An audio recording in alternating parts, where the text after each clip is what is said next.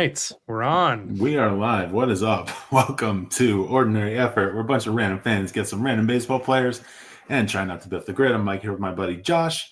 And Josh, it's clear that we have a guest again on this episode. You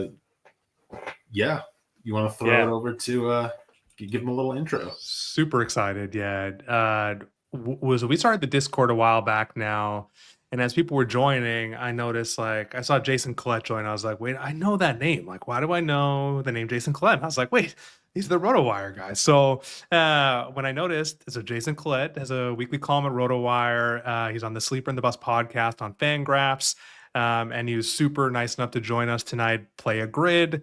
Jason, you always do. No pressure, but you always do really good on these. I've noticed in the Discord, you're one to post your daily grids, and you're a bit of like a sicko. You're good at this stuff, so I try. It's just I like the bar for me. There's I see in the comments the Pete Cosman dude. That guy has got some of the best. I see in there, and it's where does he come up with some of that? Yeah, and then, he really does. When Tyler Kepner, when he posts some of his, I'm just like, how does this guy? He's got this brain. But honestly, this is a thrill for me because this is my morning activity. I sit down, have breakfast, drink coffee, and this is what I do every morning. I usually do it first thing. I think I scored a 14 this morning, but it was a 10 later. So I was like, whoa, I got 4 points smarter. It is, I really enjoy. I was glad when the Discord community was shared with me because I learned a ton from it. I just love being able to look at other people's afterward and just every day I'm finding a new player. I think I mentioned the other day, somebody brought up Gary Bennett. I can't even visualize Gary Bennett. But he was in the league 12 years.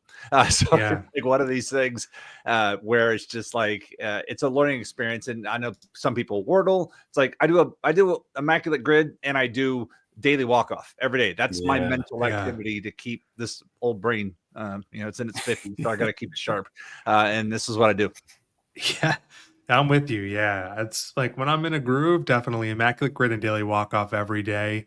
And the Discord has just been an absolute blast. It's exceeded expectations for us just from this sheer been able to learn so many players, and it's wild to see the different generations in the Discord of just how they approach it. So if people watch this later, we'll throw it in the chat. Definitely check that out.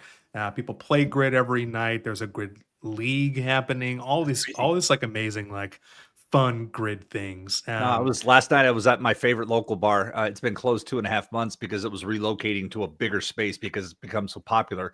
And I was talking to Zach, one of the bartenders last night, and telling him about this. He goes, "Oh yeah, I play every day." I'm like, "Sweet." Get him in there. Get him into the Discord. Zach, if you're watching, there's a spot for you in the Discord. But and if this is your first time here, we've got tons of content. So definitely hit the subscribe button. We try to go live at least once a month. We release weekly episodes, tons of content on Instagram. But let's jump in. So Jason, we know you're a Rays fan, so we picked out a pretty good grid. There's not a ton of Rays representation on the grid. I know they're an expansion team, so I don't know if you're excited when you see the Rays pop up, or what's that like for you?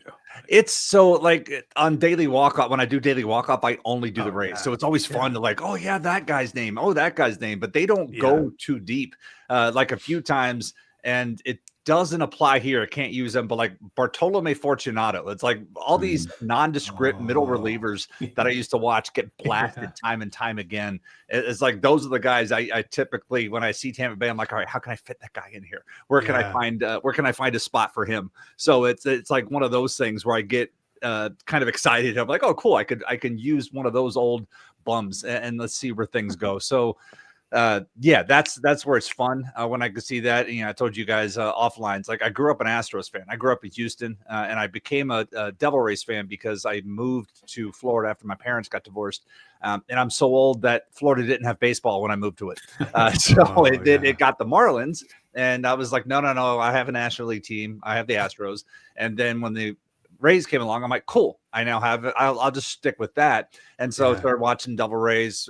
My kids were born and started bringing them to games. And, here we are 27 years later and still fan. I still have a lot of hats, a lot of the jerseys. I have one of their, the burst hat here on backwards. So it's through thick and thin, still there. But that's how Tampa Bay started for me. Yeah, Rays that's awesome. Not within arm's length though. Yeah. Down All there. right. Well, for those listening later, we're looking at grid 655. And we've got going up, we've got the played first base, minimum 1 game, always a fun box. Phillies, Rays, and then across we've got Red Sox, Orioles, and the 300 average season batting. It's definitely leaves a lot of opportunity there. I'm really happy that one is in the Rays row, Jason. I feel like you've probably got some gem, but you are the guest. So if you want to start us off, go for it. So I would say for the 300 batting average, and this one always surprises people, it's BJ Upton. Oh, he struck out a ton, but 1 year BJ Upton hit 300, and I believe he hit 300 on the nose. And I believe it was 2007. Yeah. But that's the one that I tend to use here. And there's a couple, but that's the one that always sticks out of my head because it's like, how did he hit 300? He strikes out a ton, but batted ball fortunes were in his favor that year. Yeah. I remember there was a point probably earlier in his career where there were some expectations for him. I don't think he quite met them ultimately, but he was one of their more exciting players at that point in time, right? That was the team where was Crawford on that team too?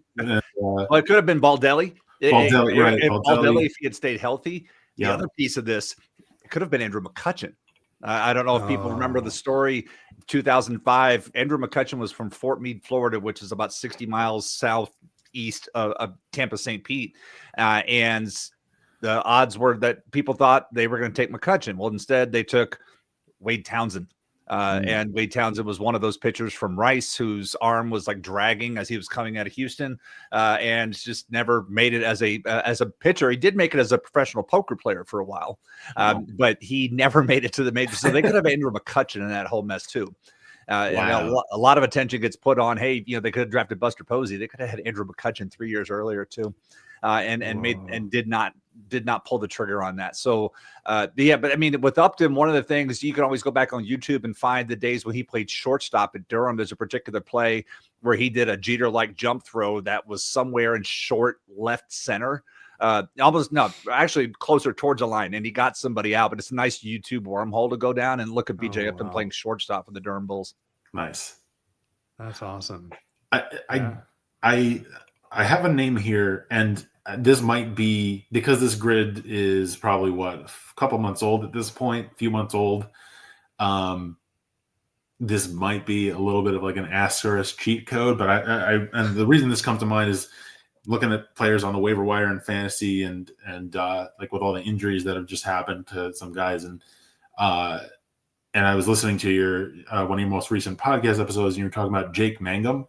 Yeah, who I think is hitting 400, well over 400 right now. Yeah. So I think technically he'll fit this box today. That might not be the case tomorrow or in a few days, but I think we could use Mangum here.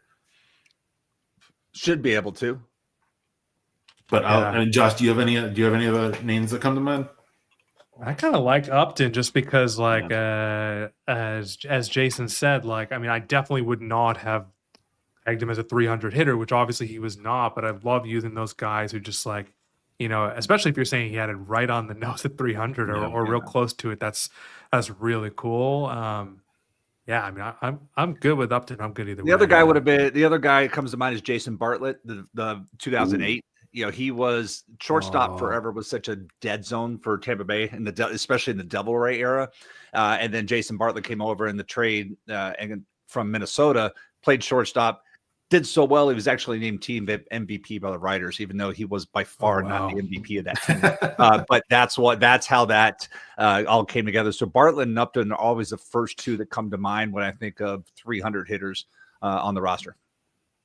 I gotta be honest. I think Bartlett will be rarer. Bartlett's, the sneakier answer there. If we're going for rarity, I think, because I think, people just think of your casual person may just guess Upton because they remember him on the Rays, just generally speaking. But Jason, why don't you make the call, Jason? But I will say that I think Bartlett's gonna be a little rarer, but probably because he's such the nondescript guy. So let's try it. You want to do that? All right. Yeah, Jason Bartlett, 2%. All right. Nice. So I think for the Rays, it's pretty hard to. Sometimes it's hard to get real low on these expansion teams, but that's true.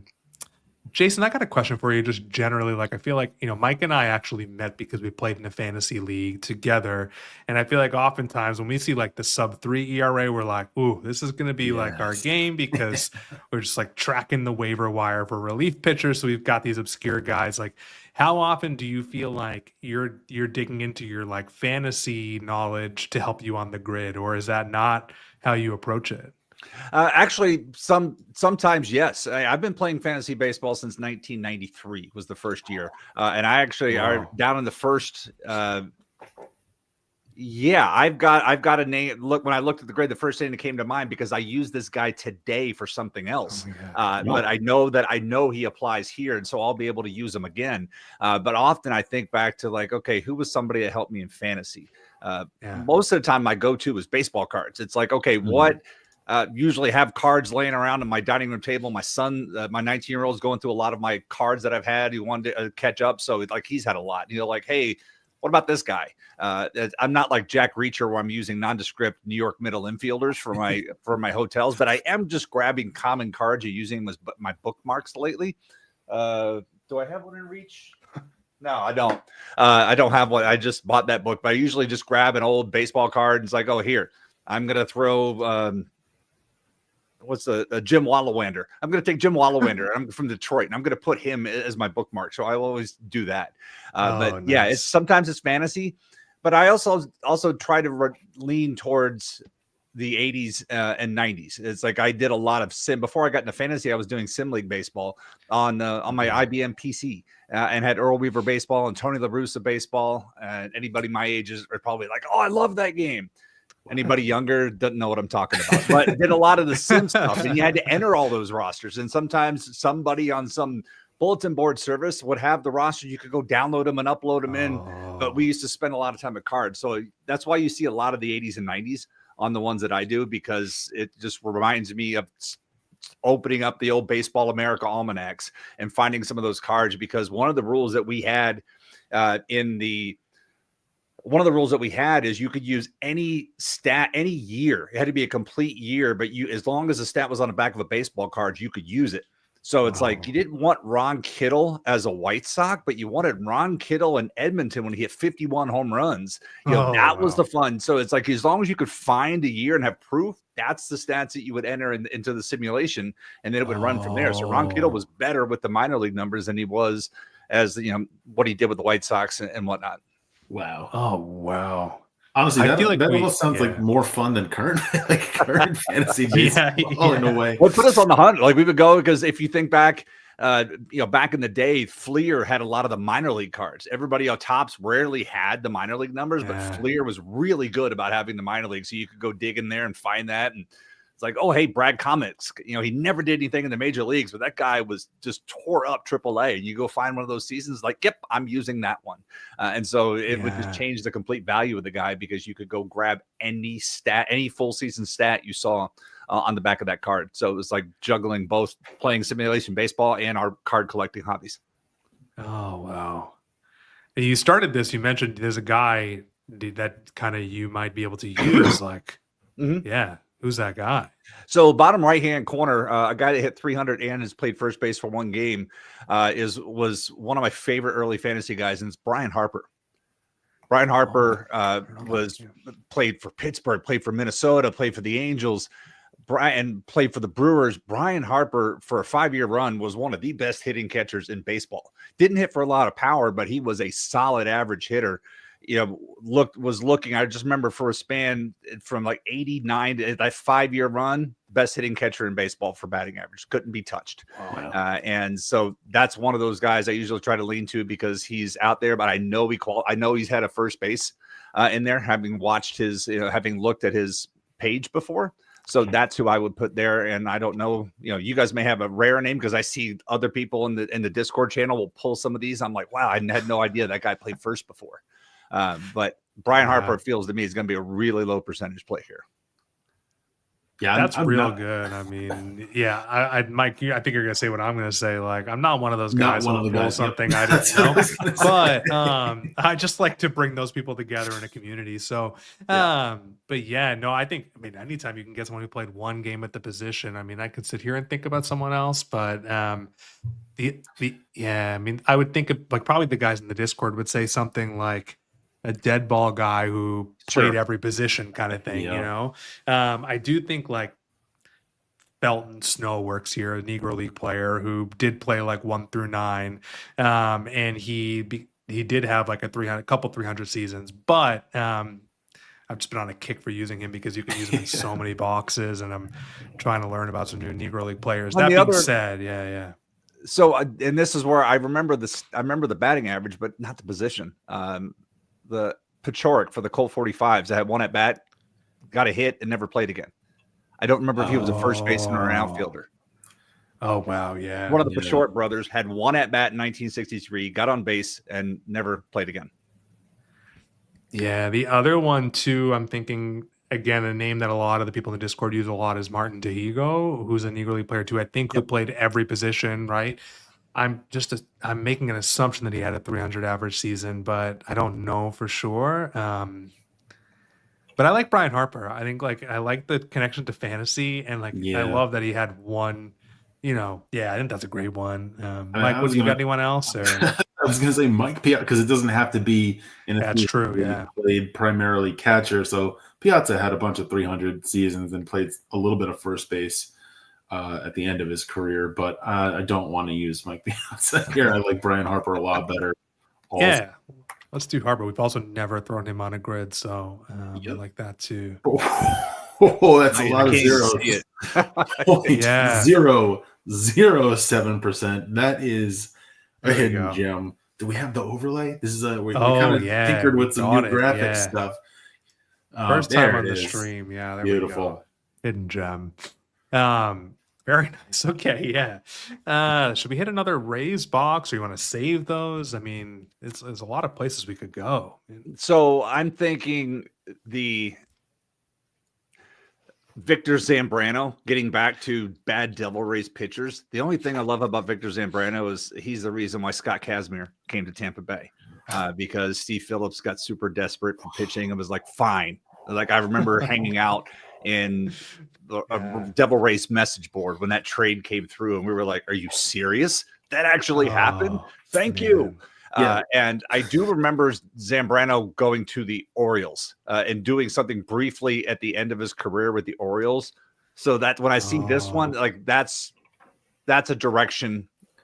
That's an option. I don't know about you guys, but Victor Zambrano to me is like, I know Tampa Bay one's the easy part. It's the Baltimore piece. I also remember saying, are you serious, when that trade happened? Except I am a Mets fan, and that was horrendous for me. So what a memory. I didn't. Honestly, I think everything after that, I blacked out of my memory about Zambrano. So I did not associate him with the Orioles. And for the rarity score, I'm willing to suck it up and put his name on this grid.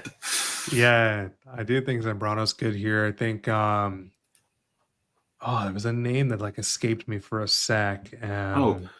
Aubrey Huff, I think, played for Tampa. He played for Houston. I think he played for Baltimore, right? Do you remember if he played for out at the end, in between that and the Giants, before he went to the Giants to finish out?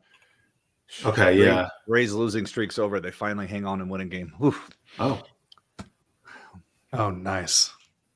The only other one, I mean, the on the nose ones, I think is like when Nelson Cruz played for the Orioles too, but that'll be real high, I think. And same with like Zach Eflin, but just too on the nose. I think Zambrano's a great one. I mean, we could sit here and we could sit down, look over in the comments. Somebody's talking about Midre Cummings in 5 spots, and this is where I'm just like, I remember seeing Midre Cummings with the Twins, and that's like that's to me is always the thing where like I know Midre played for the Diamondbacks because I think he like famously was like scored the winning run or scored a really pivotal run in that World Series.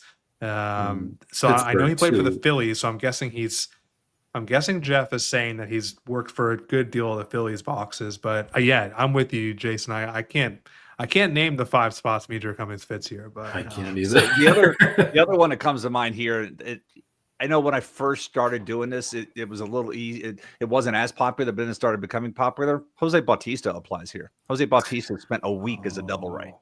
Yeah. And he played that once in 2004. He kept getting DFA'd, and the Orioles and the Rays are 2 of the teams that picked him up. Yeah. Didn't he play for like 4 teams in his rookie season, technically? Yeah, he was Kansas City.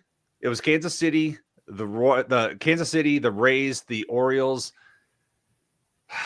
and Cincinnati. I'm sorry. Was it Cincinnati? Was the 4th one? No. Don't believe it was Cincinnati. This is gonna drive me crazy. Not Milwaukee. And then he went to Pittsburgh. Maybe it was Pittsburgh was the 4th team, and he stuck with Pittsburgh, and then he went from there. Yeah, I don't know. I mean, I don't know who would be rarer out of Zambrano and Bautista, but yeah, Mike, what do you think? I mean, I think either of them would be good. Bautista is definitely. I'm just going to talk through my thought process here. Like, Bautista is obviously more prolific player. A lot of people probably know him. True. I don't know how many people are playing on the East Coast or out of New York, but Victor Zambrano is definitely somebody that Mets fans will remember. But again, I don't remember Zambrano having played for Baltimore. Yeah, neither at all. Yeah, I think Zambrano is the more obscure of the 2 names. And this is where I get myself into trouble, because I am not 100% he was with Baltimore, but I am like 1,000% Bautista was on both of these teams. Okay. Well, for what it's worth, Jeff did call out that Midra Cummings fits all the team spots available. So I guess Midra played, but I mean, that blows. I had no idea Midra Cummings ever played for Double A's. I know that the 2 Strike Noise guys, I don't even know that podcast. They play the grid on live quite a bit. And they have this rule where they're like, you can throw out any guy in the chat, but I'm only going to put him if I could have thought about it myself. And like, we don't follow that rule, but I will say I would not have thought about Midra for these boxes. So I feel weird about putting That's something I want to look at after we're done, because I'm like, okay, that's a today I learned moment. And not that I know every single player from the Double A era, but Midra Cummings is not one that I could ever envision. No. Want to say Zambrano, but if we're not 100% sure, I mean, we could go Bautista. I'm all right with going with Bautista, even though let's do it. Jose Bautista. Make sure you choose the right one. Yep, I didn't realize there were 2. There we go. Nice. Not too bad. All right. Let's get another box in there, and then just maybe we'll ask a couple fantasy questions. But let's see. I'm looking at Red Sox played first base. I know so I live in New Hampshire, so my wife's a Red Sox fan. They're not my team. I'm a Yankees fan, but I've become like sympathetic to the Red Sox a little bit living here. We had Bryce on from MLB Hall of Good, and there was a prospect he was super excited about for the Red Sox, who I came up and just never really panned out, but he played the outfield and first base. It was Lars Anderson. And I used him fairly recently. He always scores pretty low. And after Bryce mentioned him, I just went on to his baseball reference page, and I know first base he got some appearances with the Red Sox. So that is an option, but the Red Sox have been around so long, there's so many options. But that's a good one. I mean, the first guy that comes to mind to me is Todd Benzinger. Not that he was ever a regular, but he starts from Boston. Maybe it's just the B, and it's that alliteration that goes into play. Dave Stapleton, the guy that was supposed to come in for Bill Buckner, defense as a defensive replacement, is always another guy that pops into mind. And then I always want to put Sam Horn there just for fun, but I don't believe Sam Horn ever got to first base. I think he was just DH the entire time, but I could be wrong. Man. We talked about Sam Horn with the 1988 Topps guys brought up? I think we used Sam Horn on our grid with them. Yeah, you know what that makes? Yeah. You're right. We did. They love Sam Horn, by the way. That's like their guy. You need to go look at Sam Horn's minor league numbers for fun. and just to see what he was doing. And I mean, that's where the whole Sons of Sam Horn, one of the earliest internet communities for baseball stuff was Sons of Sam Horn. And just the minor league numbers he was putting up was ridiculous. Yeah. Oh man. The other one now that I'm questioning myself, I think he might work for the Orioles, but Adam Dorowski, who works at Baseball Reference, loves to use Calvin Pickering, which came up. That's who I was going to put for the Orioles. Okay. We don't have. We could, let's just throw him on there. I mean, yeah. We can get there. There's two guys for the Orioles that can be used, and Pickering is one of those guys I love using for the Orioles for first base. Just a giant Jamaican first baseman. I mean, I'm very down with putting Calvin Pickering because I was just like, so happy when Adam mentioned him. So all right, let's do get the hidden gem badge ready. I have a feeling there you go, 0.2% hidden gem for Calvin Pickering, Orioles first base. Love it. Yeah, back to the Red Sox first base. A couple more recent guys. Dom Smith, I think, played a little bit for the Red Sox there in 2024. I think as recently as last year. That tends to be a recency. I tend to have whatever the opposite is of recency bias. I forget some of the earlier ones. I'm always focused on some of the other ones, but yeah. And then there's Eric Hosmer, who that whole situation where like he was they threw in Hosmer into that big trade with the Padres. It was a 3-team trade, and it was basically a salary dump. And then he ended up with, I think, was it the Nationals after that? Forget exactly where it went, but I think there was a brief period of time where Hosmer was in Boston.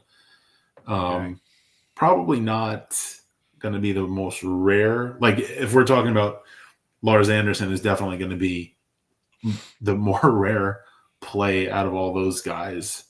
I'm trying to think. Wish we knew if Sam Horn got a game at first base. But that's going to have to be a look it up after kind of thing. I mean, there's a ton of options here. I would say Lars may be the rarest of the ones we've brought up, but I mean, I'm good with however we play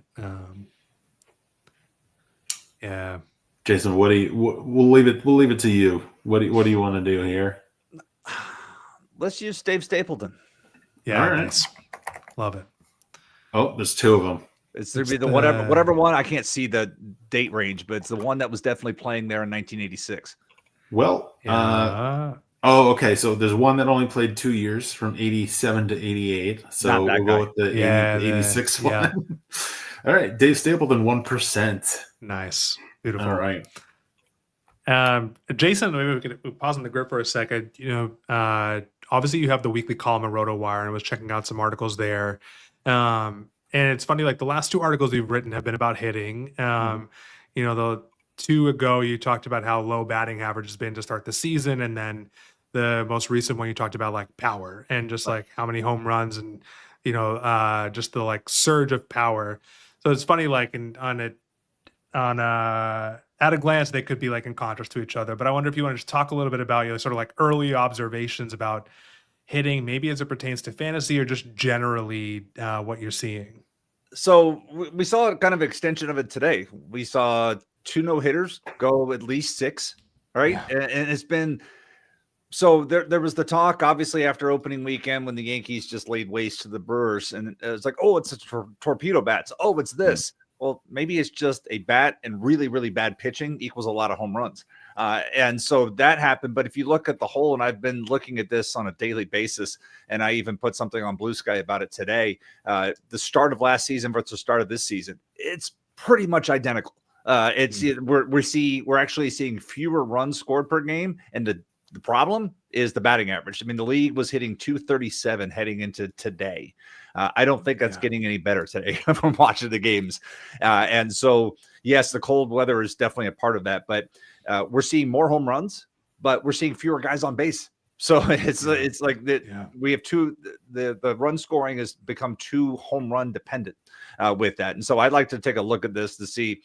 But we know from an early sample size, yes, it's early, but the early sample size gives us a very strong indication of where power is heading. I can't say the same thing for batting average, but if you start in a deep hole, it's going to take a climb. Right now, it's like there's been 3 first months of the season where the batting average has been below 240.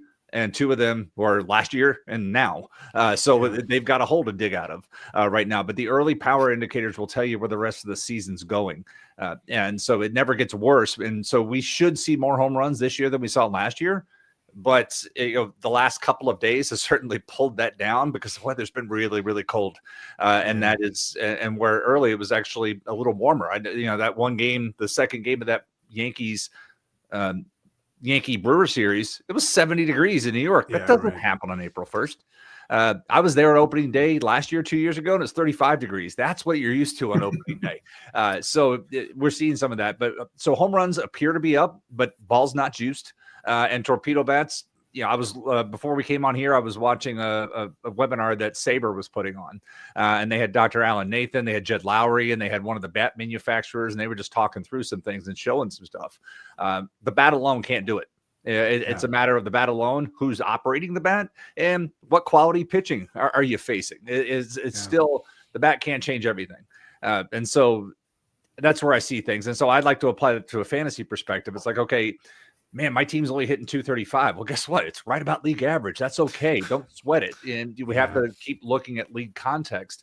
My ERA is super high. Well, if the ERA is high around the league, then you're fine type of situation. So I do like to look at these and try to get ahead of the marketplace. So if I know that, okay, power is going to be up, and so I'll go look at other categories while everybody else is worried about looking for power. Maybe I'll go get some more steals. Maybe I'll go get some more saves and try to do something like that.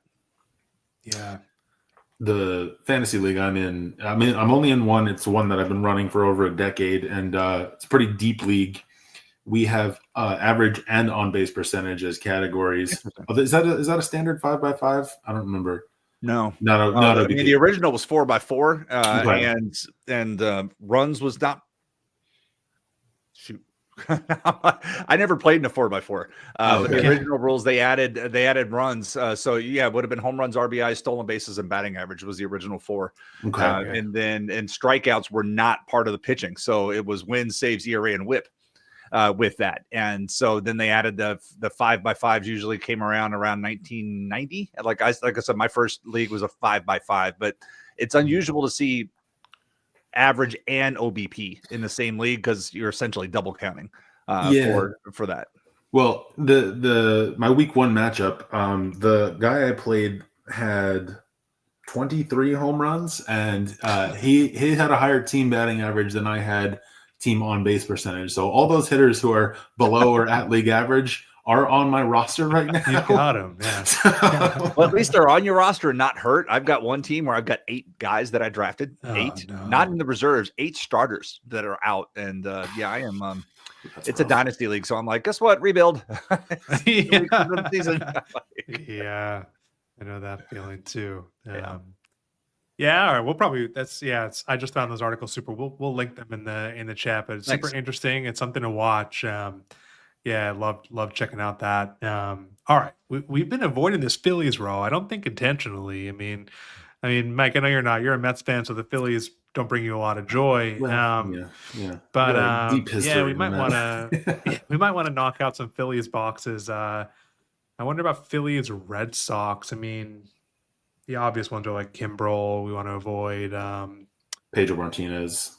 Right. Probably want to avoid him too. Shane Victorino. Now I want to see Midre Cummings just to see what the score is. I think Midre's back on the board. I mean, we've used chat recommendations before. I think I'm definitely fine with throwing Midre on here. It's got to be pretty low, right? Like, I mean, it has to be. It has to be. And I saw another thing in the chat, but I already had that for mine. So when we get to that, that was the guy that I was already going to put there. I love it. I saw that. I was like, yep. You know who else works here? I think Jerry's Familia works here. Yeah, he does. Yeah. Brief stints with both Boston and Philly towards the end of his. Although I actually read something. He's apparently trying to make a comeback, but within the last couple of years that he was in the MLB, he pitched for both. Can you imagine how high the Kurt Schilling score would be here if you put Kurt Schilling? Oh, yeah. Very. At least 30 or 40. You could put Pedro Martinez too. Yeah. The other one I'm thinking about, but can't know for certain is I've been trying to use Ray Sanchez on a lot of grids. I don't know why. I've just been remembering him as a middle infielder who played with a ton of teams. I know he played for Boston. His baseball reference page, I'm pretty sure, is a Red Sox hat. And I just don't know for certain That one, who he yeah, plays, so it's I have not a blind helpful. spot on that one. I can't tell you. Yeah, I mean, I'm more than fine with putting Midre. I mean, he's becoming a little bit of like a legend in the Discord, I think. I mean, so I'm happy to put him in. I think it's going to be fairly low. Yeah, let's put Midre Cummings on the grid. 0.008. 0.04 hidden gem. Yeah, there it is. And he's got the Pirates helmet there. There's a guy in the Discord, Walking John, who will be very happy that we put Midre. I think it's like his favorite. Hey, it's his favorite player. So, all right, where to next, guys? Let's just move right. Yeah. Okay. All right. I think I have another very low score guy here too. I also think you do yours. Go throw yours first. So a couple of things. When I'm trying to fish for the lowest score, usually I like using second catchers, like trying to find like Charlie O'Brien type, somebody who plays everywhere, or lefty relievers. And this to me is the lefty reliever situation. And Chuck McElroy, like I know he played for both these teams. Have left pitch with left arm in the bullpen will travel. Chuck McElroy made his way around the league, and that's who I feel would give a very low score here. Yeah, that is a good one. Good. What you got? So there was a guy that was, for better or worse, on my fantasy radar probably about 10 years ago at this point. Jimmy Paredes was a second baseman who had a brief stretch where he was hitting pretty well. I think it was, can't remember if it was with the Phillies or with the Orioles, but I know that he fits here. And typically when I've used him on the grid, he scores pretty low. But we also, we've done quite a few, relief pitchers. We do like using relief pitchers. We've done relief pitcher only grids. And especially if it was a middle reliever, they usually score pretty low. But what do you think, Josh? Yeah, it's hard to. You have another go-to, Todd Froworth. The only two teams Todd Froworth pitched for was Phillies and the Orioles. Is he another reliever? I don't know. Yeah, he's one of those sidearm relievers. Oh, okay. I could go either way. I think. Your gut was McElroy to start, Jason. I'm kind of leaning that way, especially like a lefty reliever. I love relievers on the grid. I guess out of the two relievers, Jason, who do you think would be rarer? I'm not familiar with the name, so I might not be much. Froworth is Frohwirth. Todd with two D's. Like that guy. Most people just can't even spell that, so I think we should do that one. Yeah, I was going to ask. I didn't want to admit it, but I did not know. Yeah, let's go Todd Froworth. 0.2%, another hidden gem. Nice, love it. Yeah, those submariners. That's why anytime a Toronto or an Angels pops up, like it's like, ooh, Mark Eichhorn. Mark Eichhorn, that 1985 season where he had 12 wins and a 166 ERA out of the bullpen as an 84-mile-an-hour submarine fastball was just beautiful. Only did it 1 year, but he threw so many innings that was pretty much it for his career. But that one season was amazing. Oh, wow. You mentioned, and this might be a good segue back to like fantasy for a second. So we talked about Jimmy Paredes, random second baseman, and then you just mentioned the Blue Jays. When I think of random second baseman, I think of like Devin Travis from like 10 years ago. But like a guy who is really hot right now in fantasy is Kyron Paris. Holy cow, is he red hot? So I just picked him up in my league, not knowing anything about him. I looked at his minor league numbers. They were horrific. What do you know about Kyron Paris? What is going on with him? He hit 2 more home runs tonight, right? 2. I knew he had 1. He's sitting on my bench right now. He's now got 5 homers and 4 steals on the season, and only he and Jazz Chisholm have as many as 4 homers and 4 steals already this year. So Paris got the opportunity. Is the best thing I could explain to him. In the offseason, he went to Aaron Judge's hitting coach, the same guy that taught him the whole foot and the swing. I forget the guy's name. I think it's Schneck. it always confuses me because one of my best friends, his last name is Schneck, and I know it's not that, but I think this guy's name is Richard Schrenk or something close. Okay. But he went to Aaron Judge's, like you said, his numbers were trash in the minors. So what really does he bad. have to lose? And he's been out here, and you go look at his Savant page. The crazy thing is, like, when he elevates, it's gone. But he's got all these like oppo singles too. So it's like those are accidental. There's no way he's trying to do that the way he's swinging. But you look at the Baseball Savant page, you can see the lollipops. They're all red. And then his average exit velocity is blue. So it's like, okay, this may be fun while it lasts, but it's the Angels. I mean, I don't expect them to be competitive throughout the season. They are right now. They are hitting a lot of home runs as a team. They had 2 from Paris, 1 from Ward, and 1 from Soler tonight. So that's 4 more home runs. Soler's on my bench too. Oh, no. God. They're getting it done. They're getting it done. So it is. It'll be the opportunity will be there for him. Zach Neto is just about back. When Zach Neto comes back, that should not meet. Paris is going nowhere. So it may be Tim Anderson, maybe done, who stole a base tonight as well. But that'll be. We'll see where this goes. But it's fun to watch. I picked up Paris in an AL Tout Wars 12-team AL league. I picked up Paris a week ago Sunday because I was desperate. A couple of injuries. I picked up Paris because he qualified, and I grabbed him, threw him in my lineup, and I'm loving it. So I would love to see it go further with that, but it is. It wouldn't surprise me if this is an extended Tuffy Rhodes type situation where it's fun for a couple of weeks, but then the league catches up to him. Yeah. Conversely, he's on my bench. I'll probably play him tomorrow, and he'll strike out 5 times because that's how that seems to go.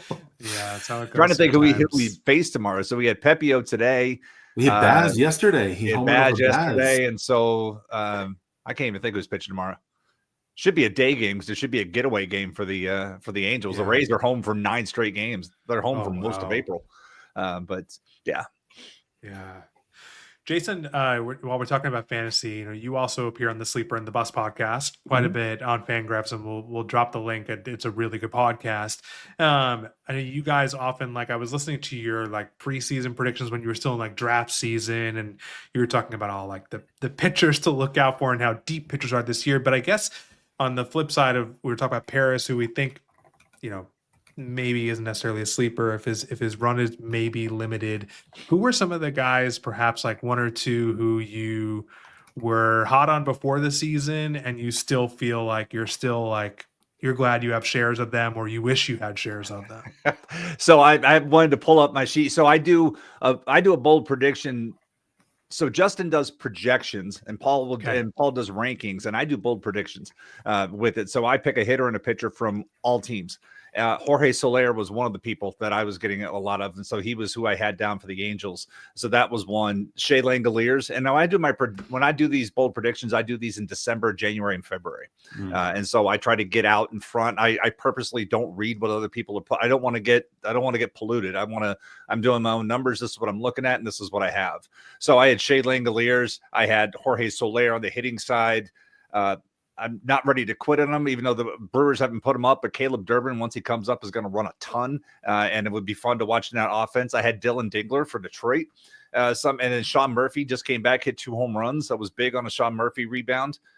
Pitching wise, I saw that both of these guys pitched really well in AAA this week, but Noah Cameron and David Festa, because I don't believe in Chris Paddock and Simeon Rhodes Richardson. Don't know what the Twins see in them other than they've paid them money and they got to get something out of them. And Noah Cameron's looked great for Kansas City because Kansas City has had some unbelievable pitching health. Nobody gets hurt. Everybody else's pitchers are getting hurt and Kansas City's aren't. And that's really tough to do back-to-back seasons. And then, had Spencer Arrighetti, but now that he's got a broken thumb from batting practice. Really?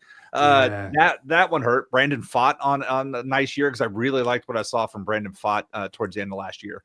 So those are some of the guys. But I do hitter and pitcher, and then at the end of the year, I hold myself accountable. These are the ones I did well. These are the ones I didn't do so well. But I'm big on trying to get them early and then being very accountable to what I've put out there. Nice. I love it. It's funny. We've had Joe Rico on twice now, and I think he's on the pod with you all sometimes on the Sleeper and Bust.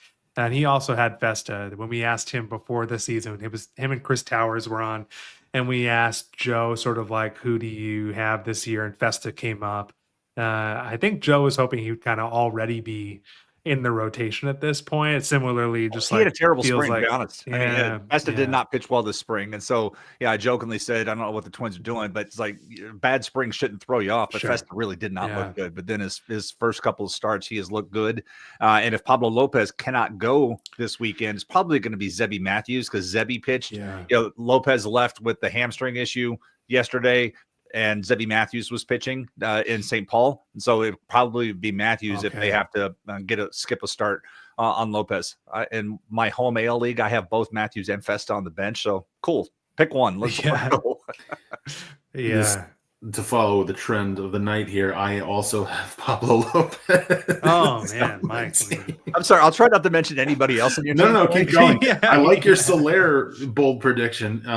He's been on my bench. He's my fourth outfielder, but I might have to rotate him in at this point. Yeah, he had a Yankee Stadium home run tonight. I think there were 6 home runs in the game, 6 or 7. Every one of them were to right field, and most of them were oppo shots. It's the stadium is. I hated when the Rays would have to go to New York and play. I always hate the dimensions of that. It drives me nuts. They built a new stadium and they were allowed to keep those crappy dimensions. It should be a little further, but that's just me. And now that I could say, but both teams get to hit those dimensions, whatever. It's just like it changes the complexity of the game and how you pitch. And usually you're able to work away at the pitchers. Well, there it's like, okay, I'll just flip it and I can go 318 and be over the wall and be done. So I honestly don't enjoy watching games played in that ballpark.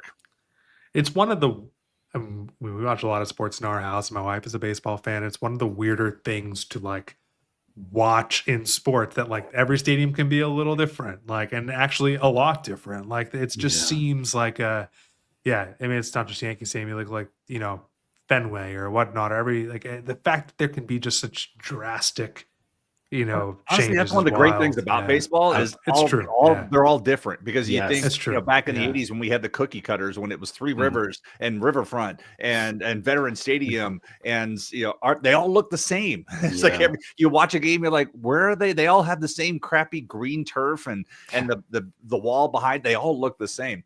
And so I do love how baseball is different in that capacity, where the dimensions, the walls are different, all that. That said, Yankee Stadium, when they rebuilt it, they should have been required to push it back to a standard and do something like that. But they were able to replicate exactly what they had in the old place when they shut it down. That if you ever want a nice fun study, Clem's Stadium website, I forget the exact URL, but just go Google Perplexity, whatever, and you'll pull that up, and you'll see all the different dimensions of Yankee Stadium over the year, and any stadium you want to look at. They've got a really nice thing.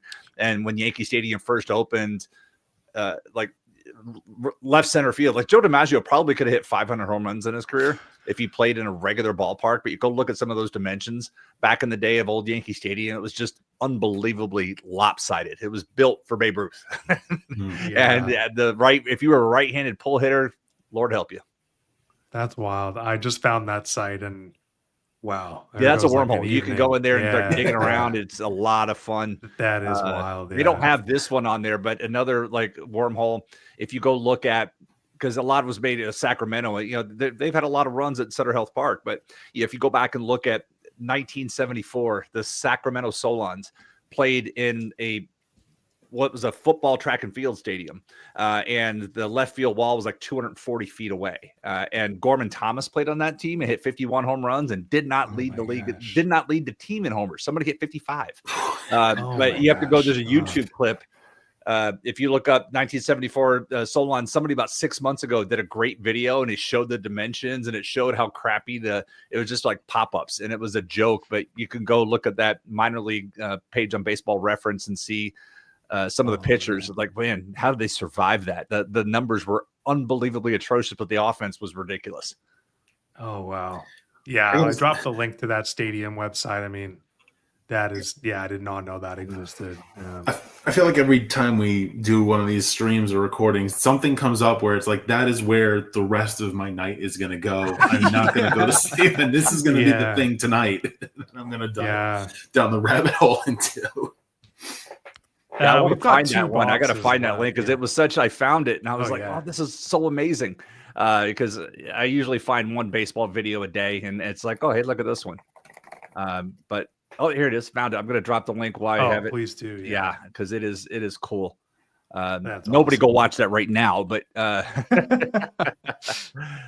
copy immediately after. For YouTube immediately after we'll go in there. All right, there you go.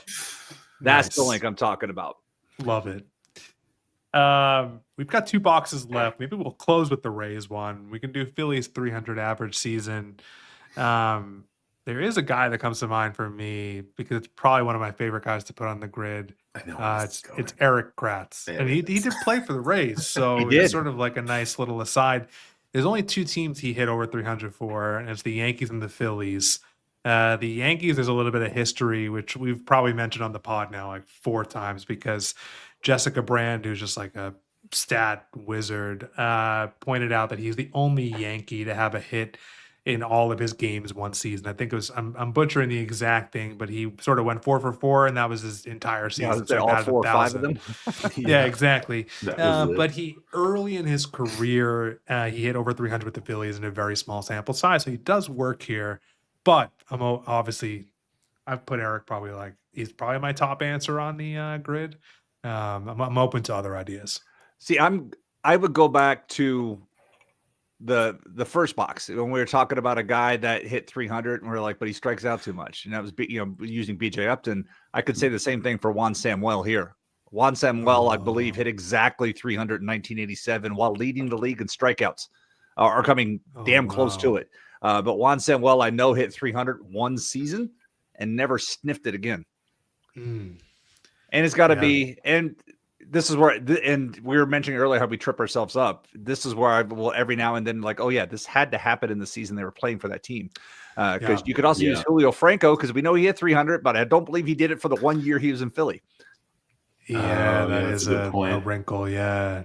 Mike, you got anybody or nobody nobody that's like a deep cut. I mean, thinking about guys who you were talking about, like guys who have hit 300 on the nose. I know John Kruk hit 300 on the nose for his career and was in Philly for a while, but he's probably one of the more obvious Philly players to put. So I don't like that answer, but I know that he works there. Then when I say the Samuel with confidence, then I also have this thing. This year he hit 276 in the back of my head too. And I'm really, but I'm like I said, 98% positive that Juan Samuel was a 300 hitter for one season in his career, despite all of his strikeouts. I mean, and Doug Glanville seems kind of easy. I mean, the Kratz one's going to be the rarest. Yeah. I mean, he does have he has a little bit of popularity on here because of foul territory and that. I will say that, but I mean, I can't think of a hitting pitcher too, because I remember one time I was sitting with a scout at AFL this past year, and he's like, "Hey, anytime this combination comes up, drop this pitcher." He went 1 for 2. He always hits 300. Wow. Oh man, yeah, I'm good either way. I mean, we could go the risk of Samuel if you're feeling 98%. Kratz, I know, did it. But, I would go with Kratz because, like I said, I have this 2% doubt that Samuel. Now, if somebody in the comments wants to look and say, JC, you should have stuck with your gut, then let me know. We can look it up after. I'm almost certain he hit 300 that 1 year. I do want to just shout out here. There's a couple in the chat. Ed Delahanty, Jeff threw him out in the chat, and Michael mentioned Al Orth, pitcher from the 1800s, which, dead ball era. I mean, I know those will be more rare than Eric Kratz. So if we want to, Dick Allen should be there. Oh yeah, Ashburn would have done it. You know, those are high end. Yeah, Istra. Yeah. There's got to be some pitcher. That's probably on my homework. I want to go look and find a pitcher. Yeah.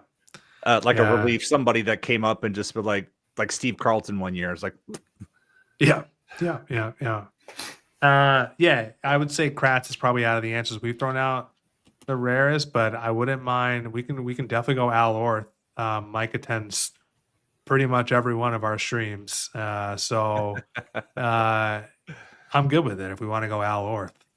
Let's get a dead ball era. Let's give Mike a shout. He's one of the OG Discord folk. Of course. Yeah, just saw the black and white. 0 for Hidden gem. And again, if you're not in our Discord already, these are names from these people.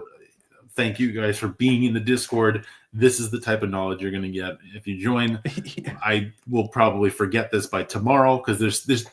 I'll be honest. I feel like I need to make flashcards for these. There's so many of the players that get thrown out in the Discord. That I'm like, I can't even keep up. But always love getting the RotoWire guys on here because every day. That's why I love going in and opening if it's still before noon, going in checking and wow, had no idea that guy. Well, had no idea that guy. And I'll forget, but it's just it's a nice learning experience. It's a good way to spend 15 to 20 minutes a day putting your own grid and then looking at what other people did just to try to go back and jog the memory a little bit.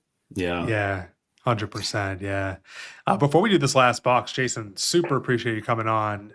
This has been a real fun treat, and I know you've got a busy schedule. Before we came on, you mentioned you're on a podcast this week again, Baseball HQ. And so I don't know if you want to plug that, where people can listen or.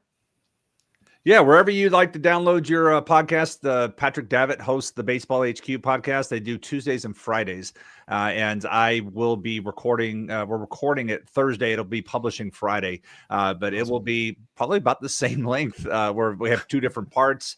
And we'll go over some of the articles that I've written and talk. He's got some questions that he's already sent me. But then at the end, he asked me that he always asks for boons and banes. Who do you like? Who do you like in the coming weeks? Who don't you like? I feel like I'm under a little bit of pressure because last year I was on the podcast at the end of April and I said, go get Lawrence Butler. He's not hitting, but he's walking, and walking is hitting. That's one thing Joe Madden used to hammer. When I used to do part-time media work in Tampa Bay, Joe Madden would always say that about the guy. Batting average doesn't show up, but if you're walking, you're hitting. And I looked at Lawrence Butler and I was like, he's walking. So eventually he's going to start hitting. And Lawrence Butler took off. And so I feel like I got to come up with this year's Lawrence Butler. Before tomorrow morning when he asked me that when Patrick asked me that question. That's awesome. We'll find that on Blue Sky and tweet it out too, or post it out or whatnot. But super appreciate you coming on and for being in the Discord. It's fun to see everyone's grid. We'll drop the link to the Discord, although I think I'm seeing some familiar names in the chat, but anyone checking this out after, definitely come hang in the Discord a little bit. But we've got one more box. Rays Red Sox. I think you mentioned that you had someone that the chat had called out too that was sort of your angle. So I mean, I'll hit it to you. Yeah, they had put Kelly Shopick in there, and that was I mentioned earlier. Relief pitchers and catchers are go-to. And Kelly Shopick, when I saw that that popped up, Kelly Shopick was the first guy that came to mind for me because it was there, and I had a love-hate relationship with Kelly Shopick with his time in Tampa Bay.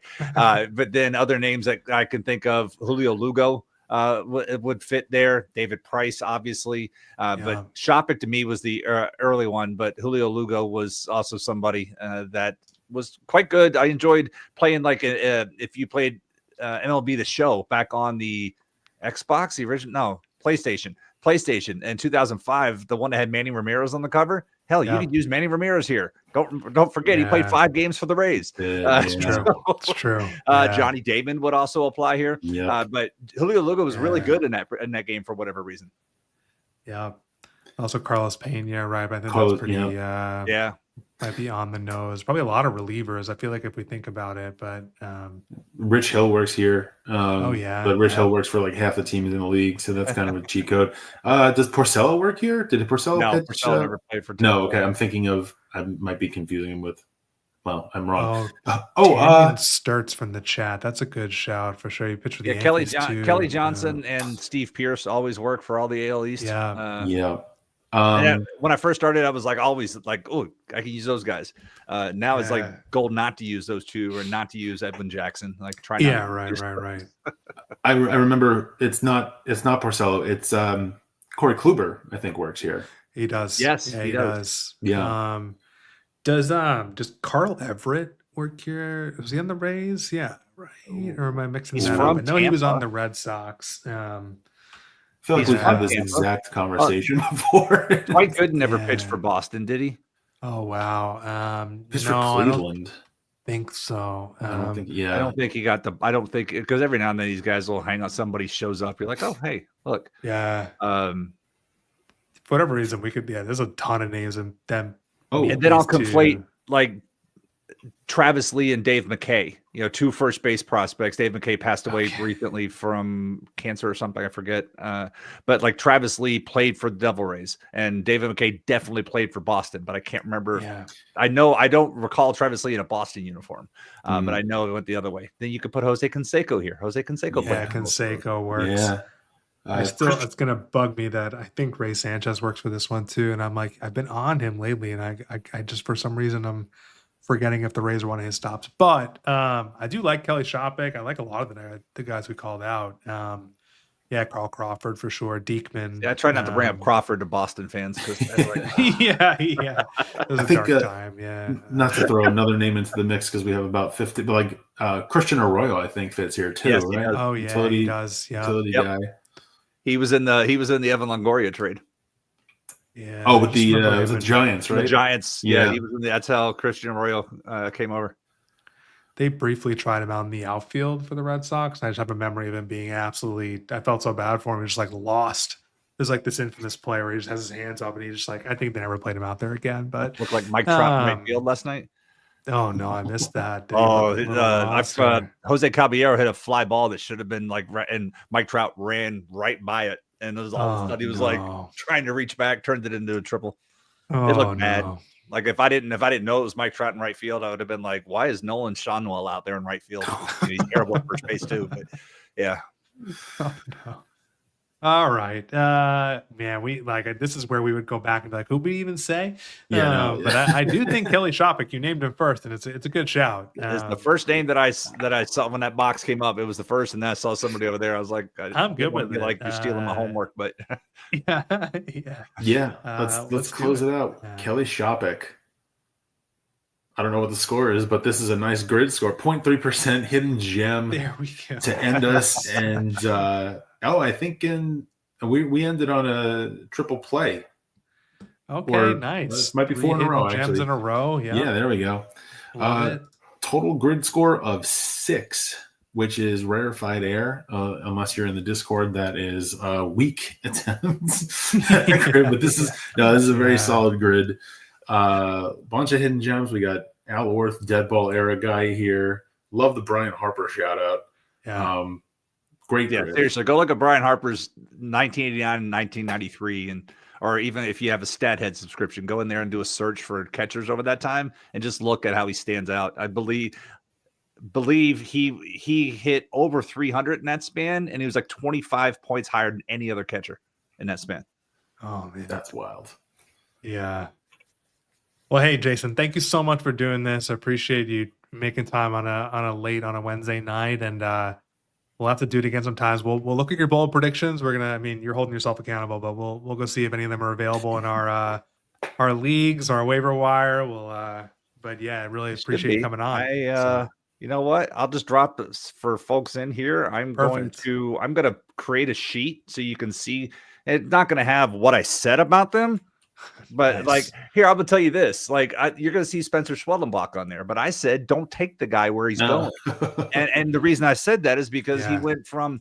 It reminded me too much of where Spencer Strider was last year, going from a baseline of 0 to all of these innings and then trying to come back. And so Schwellenbach was somebody I was fading against the market price. I currently look like an idiot for that because he's pitching extremely well, but it's not over. I also said, I don't like Emmanuel Clase.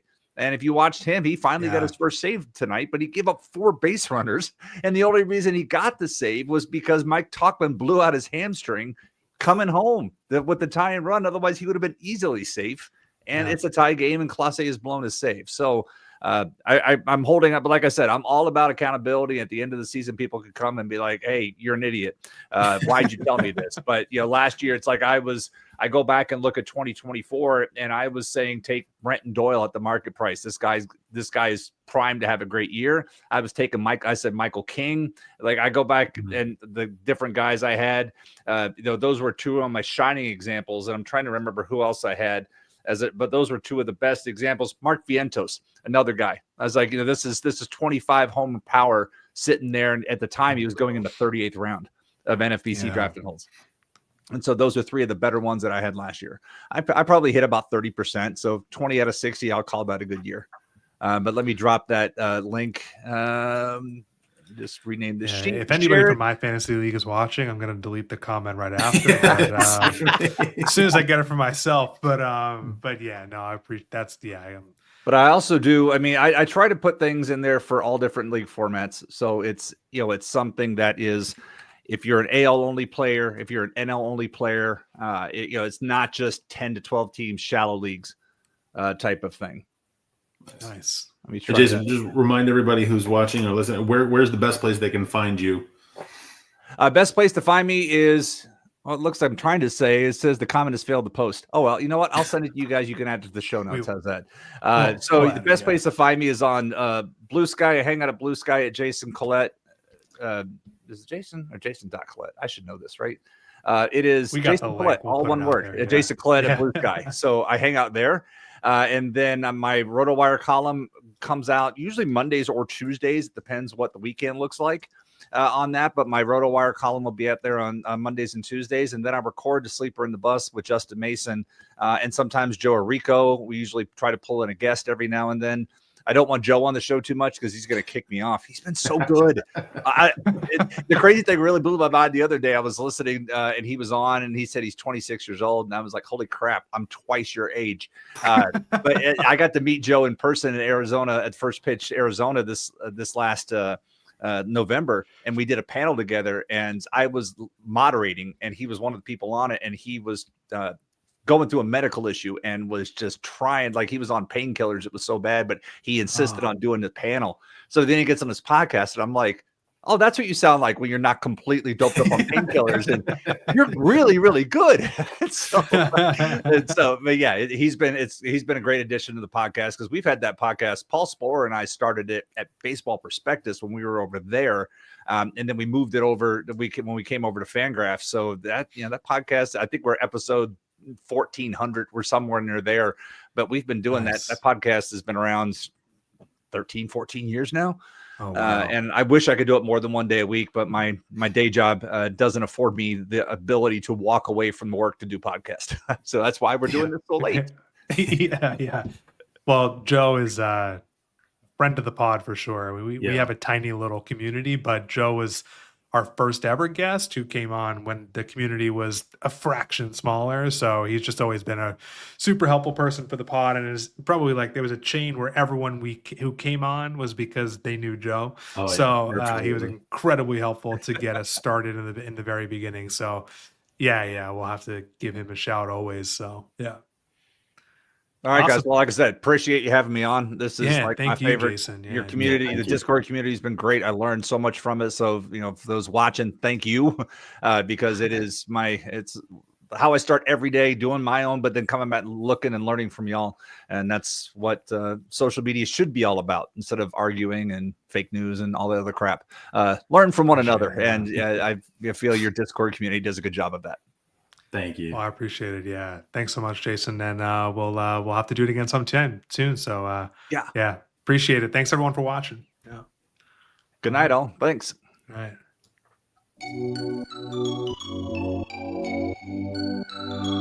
Play ball.